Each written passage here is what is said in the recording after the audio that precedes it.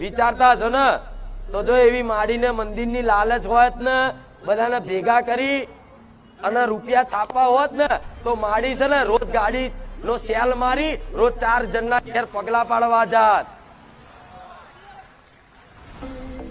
તમે જાતે વિચારો, માડી રોજ સેલ મારી અને 4 ઘેર પગલા પાડવા જાત અને હારા હારા કરોડપતિઓ બોલાવત.